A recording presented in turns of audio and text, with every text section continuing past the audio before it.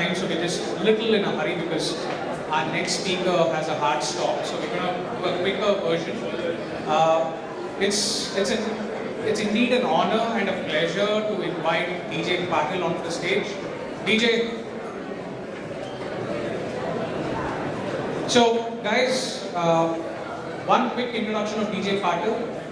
He was the chief data scientist under the Obama government, and he's going to come and explain the rest. DJ, if you want to do it standing or sitting, whatever, sure.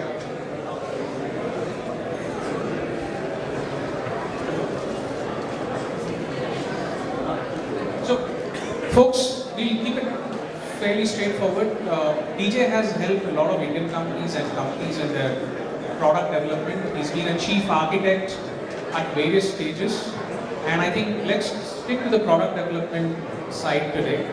And if you could just give us an overview of what you've done on the product development, how have you helped companies in architecture, things that really help. Sure. So thanks for having me. I apologize because I have a hard stop in about 7-8 minutes. But I'll just, and hopefully we can just get this to much more of your questions, which is, just to give a kind of quick overview, we built out a number of the product, different ways to think about infrastructure at eBay, PayPal, and Skype. So you may have heard about our other companies, LinkedIn. We built out the data products, all the technology stacks. Some of our new technologies that have become companies are Kafka and Confluent. We built a company called RelateIQ, which was acquired by Salesforce for about $500 million, $500 million. And then some of the companies that I've helped out building out their product technology stacks here in India include Savin, Flipkart, and Ola. So we've really just kind of, the number one part there is we build as a combination between both data science and very heavy technical engineering and bringing in a very strong ethos of design throughout all those products. And so DJ, if I were to ask you, most of the folks in the audience are anywhere from -6 months to about 5 years of their entrepreneurial journey. And they're all thinking through their products, they're thinking through their businesses. How important is data? And how important is it to start thinking about data at an early stage? And how do you kind of go about the process of building a product? So almost every company that I work with these days, especially the early stage, we look at data in two dimensions. And it's not about what is specifically data science, it's more about what does it mean to be data-driven. In a data-driven organization, you bring in data very quickly, you process it, you utilize it, but you use it for two reasons.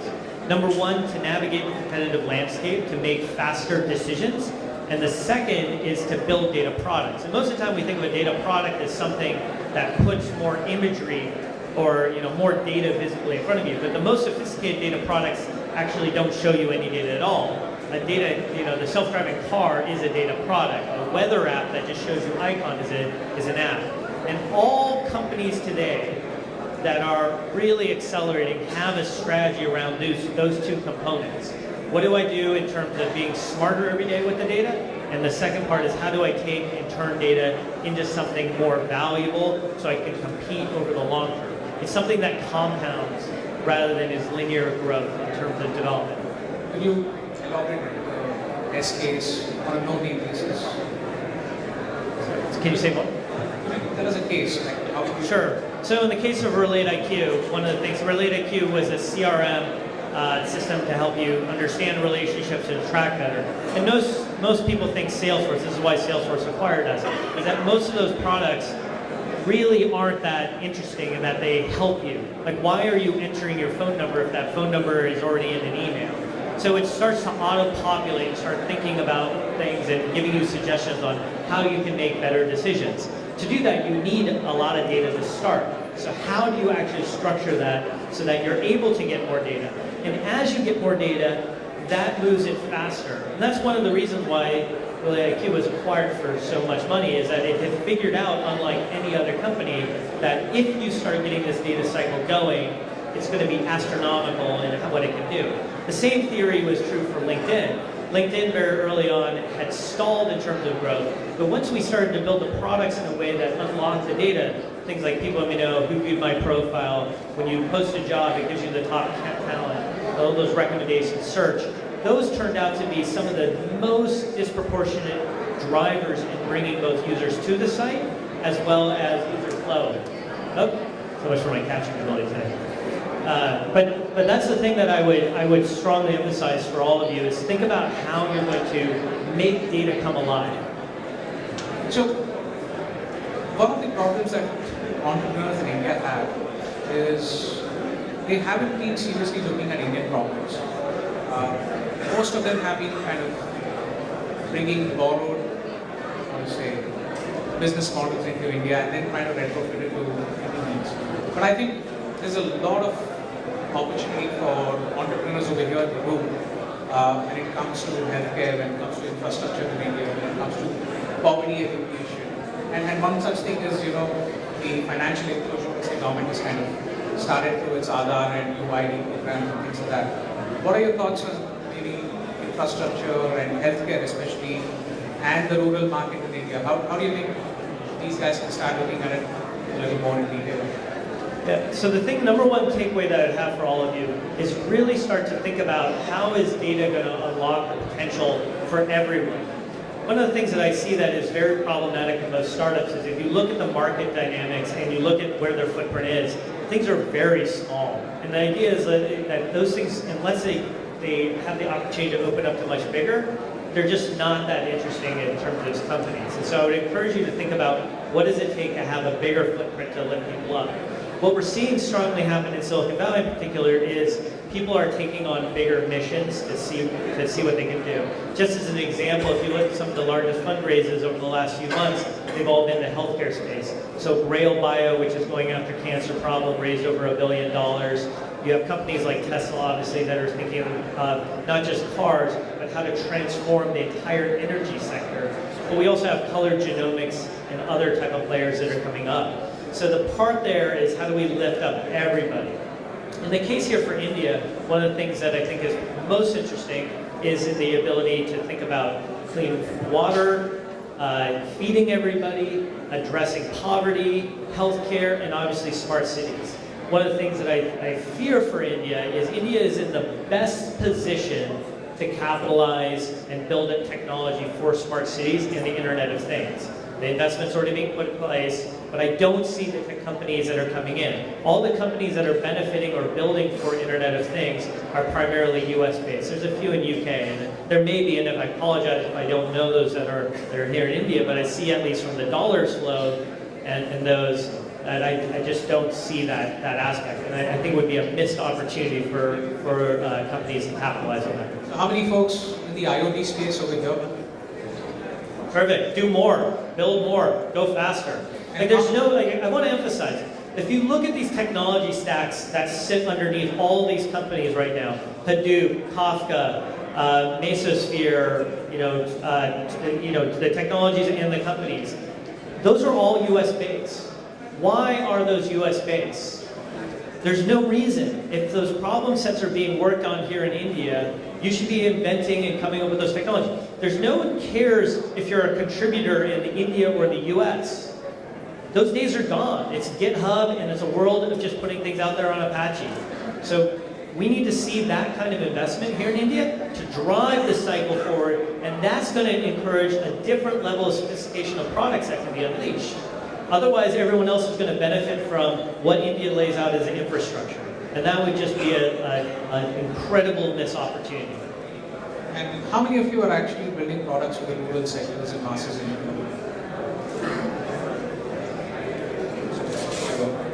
So, there was a very interesting analogy given recently that the entire West builds products for the top 1 billion of the population, while the rest 6 billion are still kind of a mess. So, and I think close to 1.2 of them sit in India. So, I think guys, it's time that you kind of start looking at India as an opportunity with, like your previous speaker, Suketu said, there will be a lot of barriers in trying to break through. But understand this, there is enough money out there, right from government funding to a lot of money coming through VCs and family offices today, where they want a fix for India much more than any other. Yeah, so what you're saying, so one thing, I don't know if people know this, 20 years ago, it was not possible to really be a CEO if you were of Indian ancestry. That wasn't possible. The reason I know is my dad was one of them. My dad is Patil, and part of the reason, literally, Thai was started in our living room with Kanwal and AJ. And part of the reason for that is because no one was willing to give people a chance. There was no investment dollar, there was nothing. So what changed? Well, people, a few individuals, the three of them, a few others, got sick of it. They got together and they decided to change it. And they started meeting every weekend to figure out what to do with it. This is what's happening here. So if you think about that same model, whether it works for figuring out how to make sure that we can be CEOs, that we have funding vehicles, that we can change the dynamics of problems, that's the same thing. There's zero difference. So it's just a question of when do we want to take ownership and when do we want to make it our problem and decide to do it. I see no reason, at my short time that I've been visiting India, that there's any reason that people can't do it from here. In fact, I think it's just we're not doing it as a community. And when we decide to do it as a community, that's when we're going to see this game-changing world breakthrough. Any questions from the audience?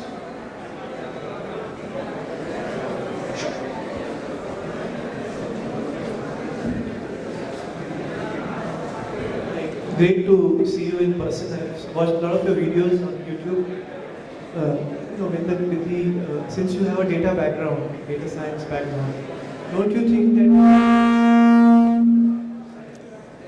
these scales are now, disproportionately against small guys, all the big data?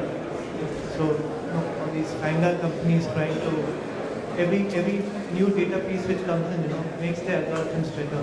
What are your viewpoints on that? Right. So right now, the disproportionate advantage is by the big players.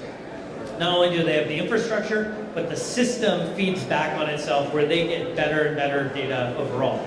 So that is absolutely true. You are at a disproportionate advantage.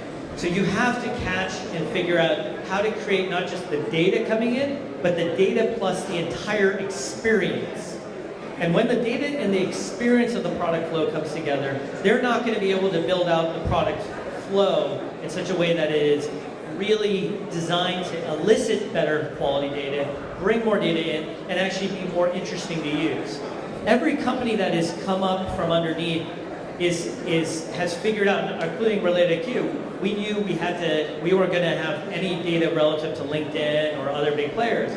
So what we had to figure out is what got people incented. And we really spent a lot of time about our design and products process to design everything so that people would enter better data and also automatically say, yes, I want to give you all my data that sits in my inbox as well as all my LinkedIn data.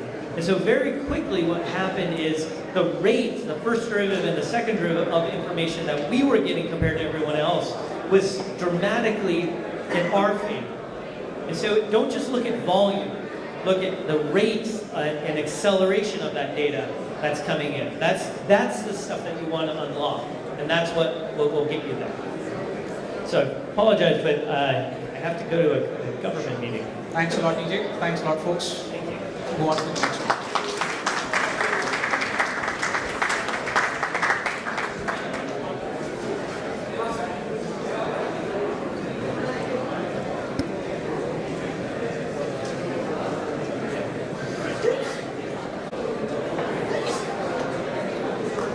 Hello. Okay, it's time for the open pitches, and we're going to start with Patil. You have 1 minute. 1 minute, I think. Thanks, Kumar. I think it's the toughest challenge I've seen. More of investors give me that investing companies give me 1 minute pitches. I don't know how I'm going to be doing in 1 minute. Good morning, everybody. How many of you use online payments and payments? Great, super.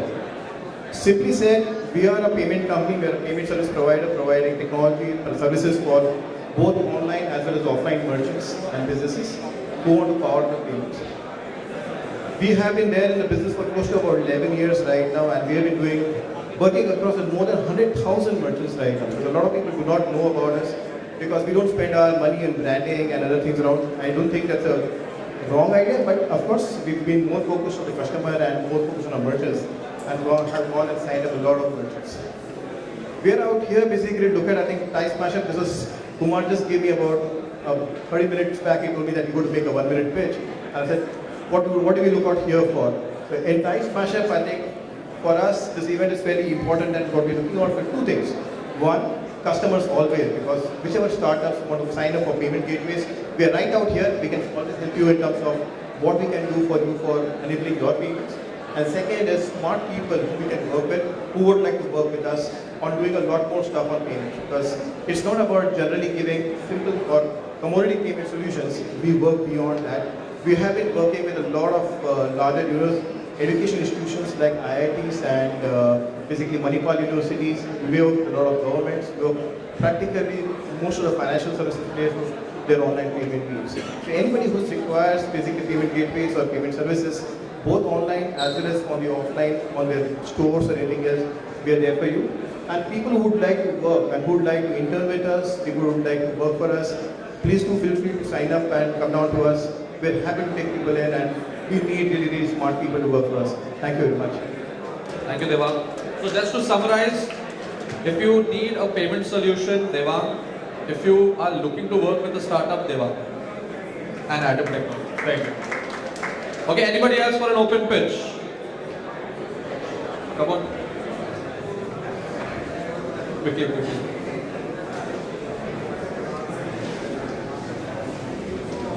You have 60 seconds. Hi guys, I'm Rahul and I run a company called RadhiConnect.com. At RadhiConnect, we provide free recyclable scrap collection service.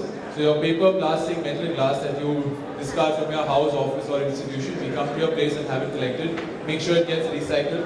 And like you know that there's some value attached with your recyclable waste. For a household, it's about 100 or 150 on a monthly basis. Also for an institution, it's not your core source of revenue. So we've tied up with different NGOs and you can actually help support any of these causes by getting rid of your scrap from your home or office. Everybody needs a service, please contact me right away. Okay, yeah, remember your name, how to contact you. Yeah, so we've got Radhi Connect, so you can find us at radhiconnect.com, which is radiconnect.com. Excellent. Mike. Anybody else quickly? Open pitch? Come, fast.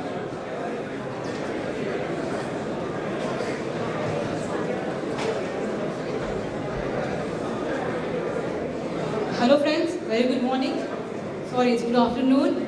I'm Renu and I'm a co-founder of it's a Maple Tree Business Consultancy firm. What we do basically, we are a accounting based firm where we provide services to B2B basis of accounting, payroll. It's a group of CAs and MBAs who have come together to help our startups and so that they can concentrate on their main core work, wherein we'll take care of their accounting and other headaches or compliances. And I'm Renu. Our website is www.mapletree-india.com. And if anybody wants to know more about it, can take down my contact number. You can connect. It's 9869073119. Thank you. Thank you. Guys, a round of applause. Come on. Okay, one more open pitch, please. There'll be more open pitch sessions, so don't worry. Hi, my name is Prakash Shanware. My company's name is People First. We basically provide the HR consulting. So it is not only the HR outsourcing, but HR consulting for the SME as well as the startup in terms of when you are scaling up, because I think the ideas are good, but managing people and managing the processes relating to people, how do you hire them, what sort of practices you should follow, what should be the performance system you should have it, even in when your business is growing is very necessary, and we provide that sort of services. My website is peoplefirsthrd.com and my number is 98202-38125. Thank you. Thank you. Okay, now we have a special open pitch from the futurepreneurs. Futurepreneurs.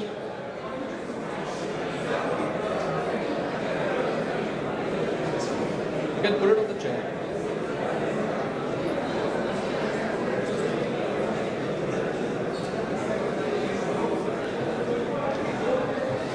I'm the faculty for entrepreneurship. I'm the entrepreneurship evangelist at the school. And I'm hoping that all of you guys are enjoying the infrastructure out here. Just to give you a quick insight, we are a school of entrepreneurship. And along with Thai, this event is manned by these chirpy young entrepreneur students. And amongst us, we have... And this event is also the launch of our first entrepreneurship club, and we have the pleasure of having the founding dean and the chair of 3 institutions, ISD, WPP, ISD, and ISB, Dr. Indushani with us. And I would like her to request to go ahead and launch the club with the cake cutting.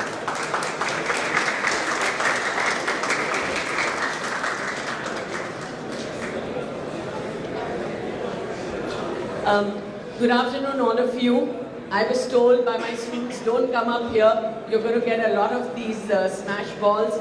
And I said, yeah, thank you so much.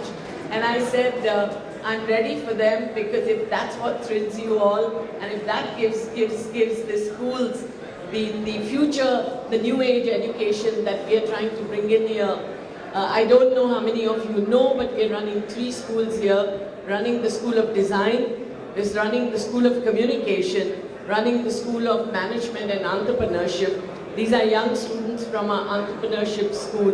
So what we are doing is trying to bring in DICE, T-I-C-E, that is Design, Innovation, Creativity, Entrepreneurship. And very soon, hopefully, we will be the DICE University, the first innovation university in India. So please do give us as many balls as can come in, as many smashes as can come in for these young people. And let me also introduce, I'm so glad that she's here with us today. I think all of you know Elena Meswani, and I'm happy that she's here today and visiting us. And she told me yesterday she'll be at the event, so I was very happy. So Elena, we are going to all cut the cake, and we need the whole geo power for us over here. All the best. Itlu I've known like growing up, and ever since she wrote this book, When Elephants Can Dance, her beautiful book, and I think this entire institution is really a symbol of her passion, and it's creating entrepreneurs, it's creating students. I think a lot of the old jobs are going to be irrelevant, as we were just talking, accounting, and so many things are going to be done by computers, and these are the future jobs, what all of them are doing. So all the best into this fabulous work. Thank you for being with us today. Thank you. Just to tell you, 25 years as principal of HR College, I created managers, lawyers, and accountants, the largest amount of accountants. But I'm proud to say today that I'm able to create the future entrepreneurs of India who are going to take this country ahead. Give them the smashes, not to me. They should be smashed. These are the young future ones. Good. Okay, now let's get the cake cut. Come on, Elena, come on. We're so happy you're here with us. So everybody wish these young people. Come, Elena, come on, wish her. Are you all going to cut? Come on, Omkar. And give Omkar a big hand. He is our program evangelist.